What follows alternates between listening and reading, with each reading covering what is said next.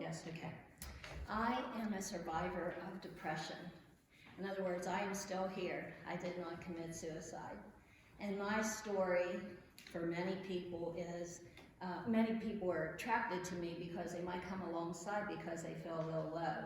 And because I have truly been there, I've been a great help for them. A friend saved my life.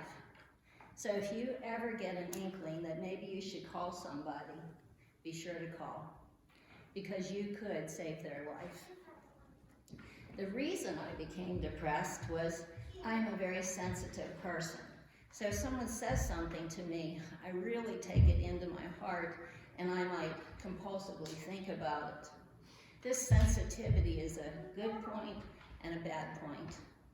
For instance, steadfastness is you think of being good, and stubbornness is being bad. So it has both sides to it. And sensitivity is much the same way. Because I am so sensitive, I'm a wonderful dancer. All I have to do is get a cue, I respond, I do my part. But this sensitivity is also what got me into trouble. Overall, there's 3 tiers to health. There's the first part is chemical, which would be what we take into our body, our nutrients, that would include medicines. And then the second part would be mechanical or structural, such as posture and how you move in the world. The third part is emotional, which has a lot to do with how you socialize yourself, how much stress you have, and we're to be taking care of all 3 of these parts.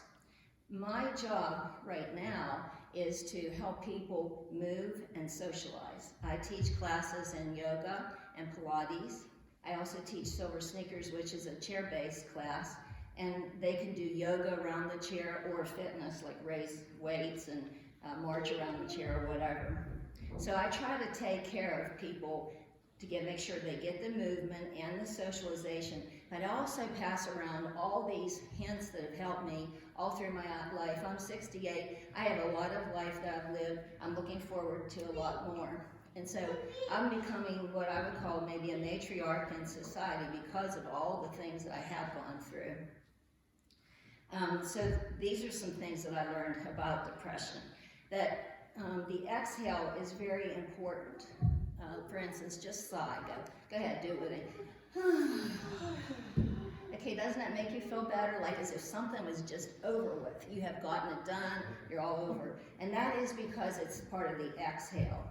The exhale is when, if you do a breathing meditation, the exhale is when you kick into the parasympathetic part of your nervous system. So we have 2 parts. Everybody has 2 parts of their nervous system. One is sympathetic, and the other one is parasympathetic. Sympathetic is fight or flight. Parasympathetic is rest and digest. So whenever you see something that's alarming, you go, the inhale, right? Whenever you see something that is relaxing, you might go, oh, I'm so glad that's done, or that was, look at that beautiful mountain and those trees. It's all, ooh, blowing it away, sort of. So I teach my class how to do this. We do this in class, and I teach them about these different things about the body. So part of me overcoming depression was I became familiar with my heart.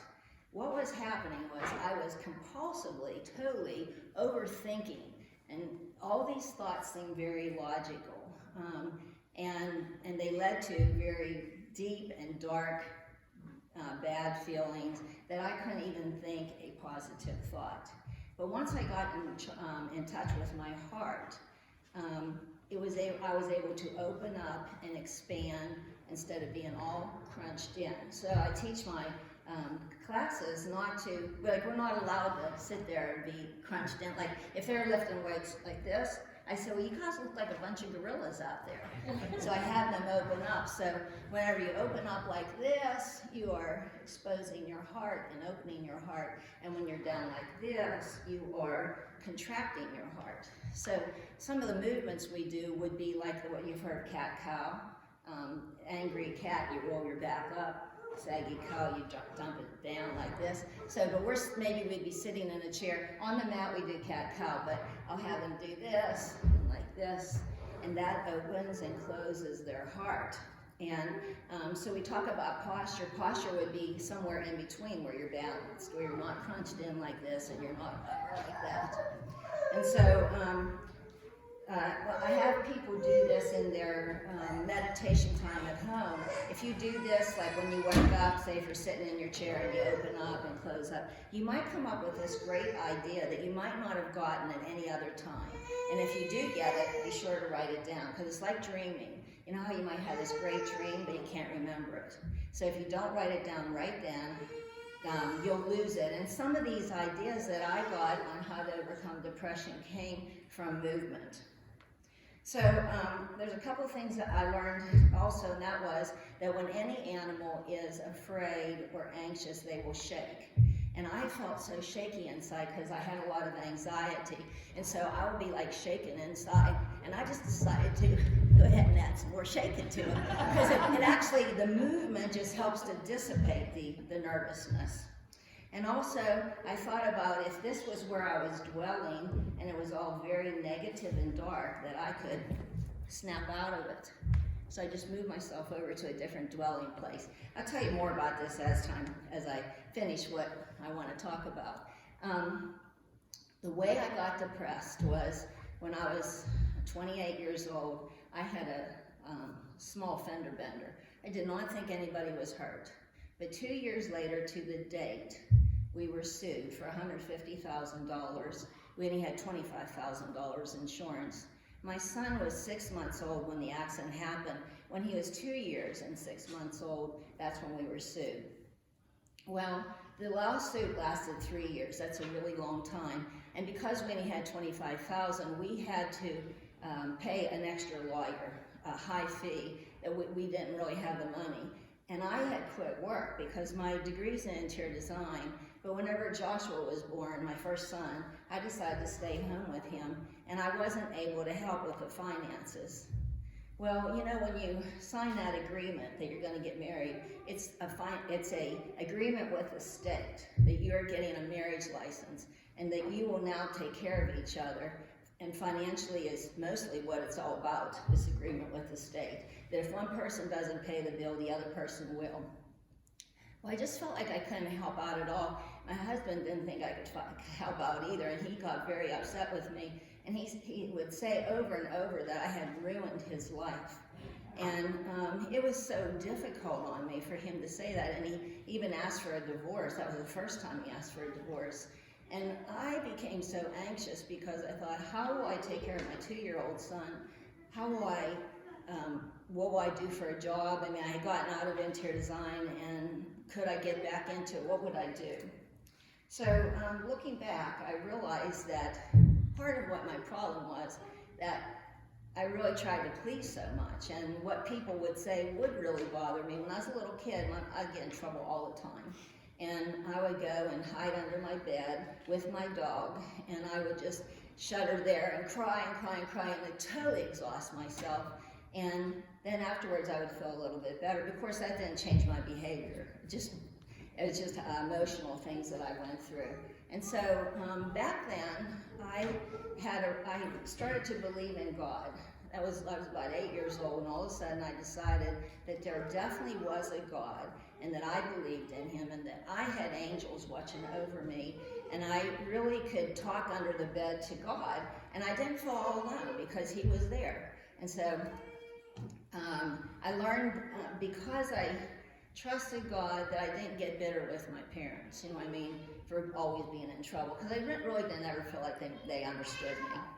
So anyway, whenever this lawsuit happened, I felt like I was back under that bed.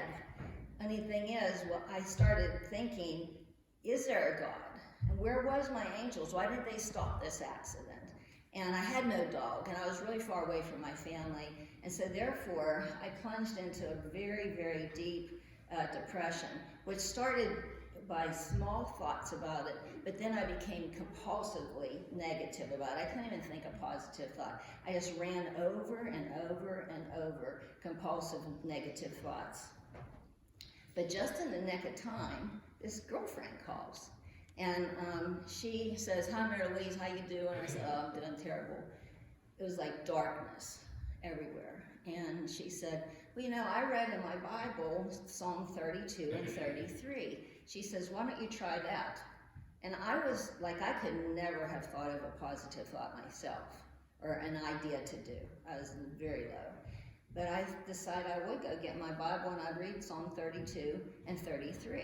And this one verse, I don't know if this has ever happened, you might be reading a book or the Bible or something, like something just sticks out and you just have to stay on that thing. It like burns a hole in your heart or something. And the verse was Psalm 32, 7. This is it. God, you are my hiding place. You will protect me from trouble and surround me with songs of deliverance. And so I started thinking songs of deliverance. And all of a sudden, it's sort of like I had a spark, ignite in my heart, just this very small spark. And just a very, very small inkling of light. And I started thinking, you know, maybe I could let my heart speak. And what would be the language of my heart? It certainly wasn't all these negative words. I thought, that's delivered me by songs of deliverance. I thought, I would try to sing. And so I just made up songs. And I found that I could actually sing a song, but I couldn't think of positive thought. And so I would sometimes just pound my chest like this and say, Lord, help me, help me. I just make up anything up, just any type of and then I would just picture like that he was helping me and he was surrounding me, and I started moving my body, and all this just seemed like it was a little wee bit lifting me up. And so you know that verse that says to dance and sing like nobody's looking? Yeah. Well, the person that was looking at all this was all these judgmental thoughts that I was having. It was my own self looking at myself and judging me, like I ruined his life, I ruined my son's life, my life was a failure. I should just die. Because what I thought was, there's so many clouds, and we know that beyond the clouds there is sunshine. And I thought, you know, the easiest way to get to sunshine would be just to die. It'd be better for everybody. But these thoughts became overcome by light thoughts and lovely thoughts, and they all came through song. So, I tried to get just a reprieve from all this mental turmoil. And I had read this book. This was a long time ago because I am an interior designer. I know how to draw. And I had this book. This is from a long time ago. If you are my age, you might realize, I think it might still be in print. It's called Drawing on the Right Side of the Brain. And it's about you draw with your left hand, and that fires the right brain. And over in the right brain is where there's creativity. Like if you wanted to get a creative thought, you could even do your journaling with your left hand, and that would, and if you got a thought, you need to write it down because it will be fleeting, it'll be gone. So anyway, play and creativity, and I also felt like there was just a connection to God on the right side, but on my left side is where all those words were numbers. It was very logical, like A plus B equals C, like you should just die. That was the end, the logical conclusion. And so I thought, you know, I need to spend more time on the right side of my brain. So I thought heart, left hand, brain, like this triangle here. And so I started conducting my own music, my left hand, so I could fire my right side of my brain. And so that was my first indication. I started actually playing. So here's this girl that couldn't even think a positive thought, but I could play, I could sing, I could move my left hand and draw and do things like that, and that actually saved my life because this girl called me and asked me to read this verse, which meant so much to me. Surround myself with songs of victory, which I believe is how the heart speaks. And so, let's see, I realized back then, as same as it is right now with all of us, we don't try to just get through this day. We try to get through one moment at a time. When you're depressed, that is definitely what it's like. You're not thinking like, I get through this minute or this hour or this day. You just think, I have to get through this moment. And the right side of the brain is where the moments are. It's all present tense. It's like what's going on right now. The left side of the brain is past and present.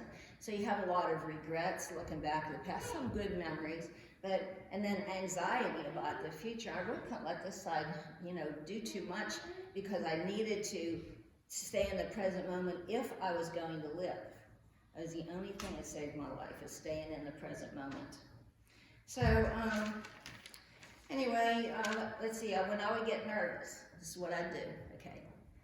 Have you ever been nervous, like you shake inside, you actually are shaking, and it's mostly because you're anxious about something that's going to happen, not something that's happening right now. So I'd start getting shaking inside, my stomach would bubbling up, and I'd start shaking, and I started thinking of this song that I knew when I was a little kid, and it's, I'm a little teapot, short and stout, here is my handle, here is my spout, when I get excited, I'm bubbling up, just hear me shout, just tip me over and pour me out. So I would see stuff, in other words, I was going to do something with this anxiety rather than just leave it all bubble up. I lived through it. It wasn't like I distracted myself from it. I accepted it as being part of what was going on in my life right now. I let it bubble up, and then I thought about pour it out, like maybe I could do something positive for somebody else. So that led me to something that I've passed on to many people, and that is God's shelf. God's shelf. This will tremendously help you if you want to try it. So, we have this brain. I had the compulsive thoughts over here, and I had the lighthearted, present moment thoughts over here, but my left brain really wanted to say something. It didn't want to be left out. And so I decided that I would give it, at first, 30 minutes a day, that it could worry, it could do anything it wanted to do in 30 minutes, and words are over here, so on pieces of paper I would write down my worries, my anxieties, anything that was on my mind, even my goals, because see, we have to have a left brain. That's what kind of gets us out of bed, takes us to work, and bye-bye. And, all right, I'm sorry. So anyway, God's shelf is where I wrote the things down. I only allowed myself 30 minutes a day to do God's shelf. And then the rest of the day, I tried to stay in the present moment. When these thoughts came up, I would tell myself, well, you put that on God's shelf, you have 30 minutes later to go look at that, that anxiety that you have. And I found that the thing, what if, I could not think what if. What if was deadly to me. So I thought that what I would do, is my creativity coming out, I would put what if in a box, tie it up, and send it away. I wasn't allowed to do what ifs at all, because those would really, really get me in trouble. So this idea of God's shelf was something that I learned in interior design, whole part whole. When we were working on a house, we had to always think of the whole house and what the design was in this whole house, how it was supposed to feel, the theme of the house, the colors. And say if I was working in a bathroom, that would be part of the house. So whole was whole, and then part, and then whole. So this 30-minute shelf was the part. I tried to keep my viewpoint wide as to the whole world, and not just this problem that we were sued, and I was ruining people's lives. So anyway, I started thinking about the low things in my life, okay? They were these are the low things. Shame, it's your fault. Blame, no, it's their fault. Guilt, you are not enough. Apathy, who cares? Fear, what if, that's the deadly one. Regret, oh, if only. Grief, I am so sad. Anger was any kind of inflammation that I had. Jealousy and envy were forms of hate for me. So those were all dramatic ways that I would be expressing myself. And I started to think, how do I want to express myself? I don't want to be doing all that stuff. Those are low notes. How could I get some high vibes? And I started to think about love, joy, peace, the fruits of the Spirit, gentleness, patience, kindness, all those things. And those were high notes, okay? And so I would sing on that. So, on this piece of paper, the left brain would say, this is how it thinks logically, think about a high note. So I would pick maybe kindness, and I would start saying, Kindness, kindness, kindness, kindness. I love kindness. I am kind. I love kindness. Okay, so that was how I would keep myself from thinking the negative thought. And I found out that it just worked. It was just, it helped me to, I was compulsively stuck, as if I was stuck in quicksand. And the more I tried to go forward, that made me sink deeper. The more I looked back, I sunk deeper, but this song like lifted me up out of the quicksand. And so singing actually is what caused me to overcome depression. And I think I'm running sort of out of time, so I just want to conclude with saying, if any of this could help you, wonderful. Try to sing more. It'll bring more joy into your life. And this whole idea of how there is different parts of our brain is written about in this book. And I can give this book to the library if you want to sign it out. It's really Nancy Meyer's book that she's donating. And this lady named Jill Volte Taylor, she's a PhD. And she learned all this stuff because she had a stroke on the right side of her, or left side of her brain. So she only had the right side to work with. It was called My Stroke of Insight. She did a YouTube on it. It went the first YouTube to ever go viral. And so she lived with only the right side of her brain and got healed to have both sides. It took 8 years. And so then she wrote the second book, Whole Brain Thinking. And she learned just exactly what I learned, that there was 2 parts of my brain that I couldn't really trust this part all the time. If this was only running the show, the left side of my brain was where the ego is and what all you're going to do and everything in life. And if you felt like you were a failure, well then that really very much like shouts over here. And the right side is where the connection to God is and all creativity and play. She says this in this book. I was so surprised to see that she learned the very same things that I learned. So I would say it's very difficult to read because she's a PhD, but you'll get the idea. And then also I'm videoing today because I have my own YouTube channel. It's called Mary Louise King, Lovely Light Living, because I found out lovely light living is what makes life so much joyous, and it's what I would want for everybody. So I have all kinds of videos up there. I am really gaining a lot of subscribers and a lot of watch time views, and then that way I can even monetize that. But I just want to help people. If I've gone through something, I want to be able to help someone that could maybe use it. And if you don't, be brave and actually tell your stories. So Philippians 4:8 was the one that said, think on these things. Think on things that were true and lovely and praiseworthy. That's 3 of them. And I started with me and my husband. I need to tell you how it all ended up. That verse just came to me also, like, what are things that are true? And I thought, maybe he's using his left brain just like I was, and he's just spurting out this stuff, fear thoughts, that I had ruined his life and he wanted a divorce. And I just felt like I needed to forgive him for that.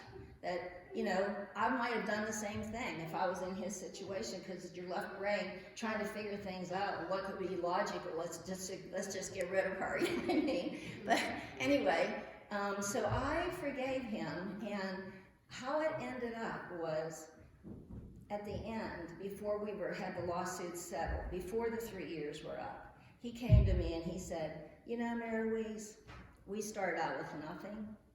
Everything we've gained, we could lose all of that, and we'll just start over again. We'll just start over. And I thought, wow, that's the answer. I mean, it still gives me goose pimples, the fact that at any time in our life we can start over. And so, just asking that question, is it true? I mean, is it true that I ruined his life? I didn't. If anything, it made our life richer, because we went through an experience together and we connected and kept on going. So thank you for having me, and it's a joy to speak to, and thank you all my friends that came. I appreciate it. And let's just close our eyes a minute. I'll give a little tiny meditation. We just thank you for love and light surrounding us at all times. that it's always there, even if we're not experiencing it. We know it's there, and we have ways of tapping into that by just calming ourselves down and thinking of ways our heart could be expressed. We thank you for the language of the heart and how it's actually stronger than all the brain could come up with, and yet how it works together. Our heart, our left hand, and our brain. We're very thankful. Amen.